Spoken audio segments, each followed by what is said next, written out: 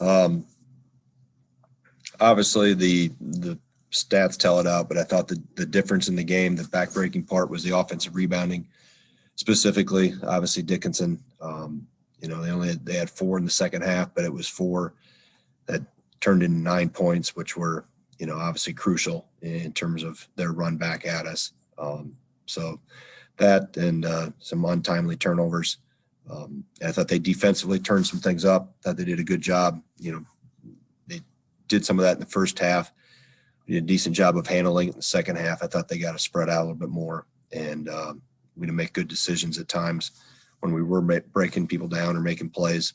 I have to look through the tape and see the quality of looks. I didn't think we had as good a looks the second half as we did the first, and obviously that's a credit to Michigan. It's a really, really good team, and you got to play a full 40 minutes against really good teams, and we're not at the point where we're doing that.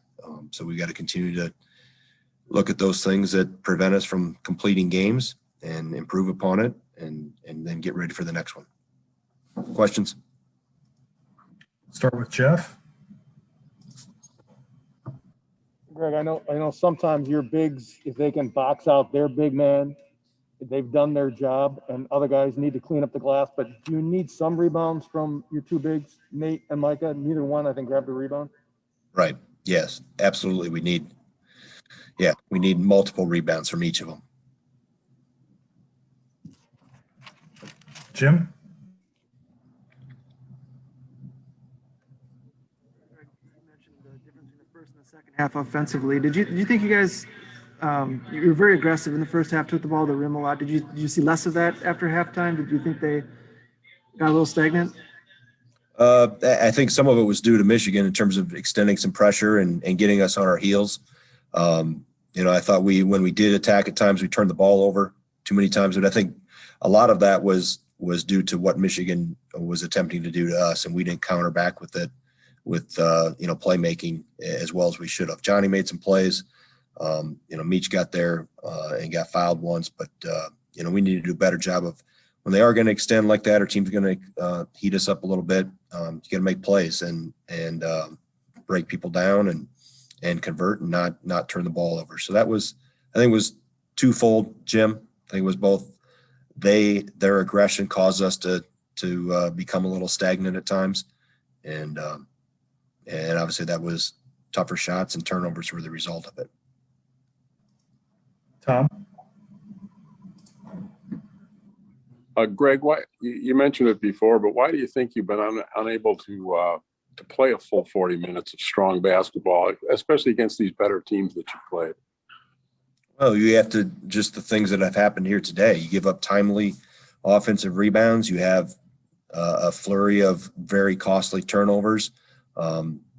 Those, even though it's not a high number, they're crucial in terms of when they happen and what the result is from them. But I think, in addition to that, the turnover, I think the offensive rebounding was, like I said, that was the backbreaker today that, we just can't, you can't give up those type of offensive rebounds in crucial times and give up 9 points off four offensive rebounds. When you force them into tougher shots or contested shots, you got to finish the possession. So our ability mentally first and then physically to take this up another level and not allow pressure, whether it's extended like that or physical play in the post, on the glass and in the paint, detour us from what we want to accomplish. Josh? Greg, with the offensive rebounds, a lot of those were Dickinson, obviously, and he's a good player. What could the guys have done differently? Was it positioning or just kind of getting out physical? I'll have to go through the tape and really look from angle. It was probably both, Josh. But when he is 15 and we end up with 2 zeros from guys that were matched with him, that's sometimes it's more than positioning, and sometimes it's more than angles or physicality. So I have to look through the tape and really see where guys were in position and what was the result that allowed it. Brendan Quinn?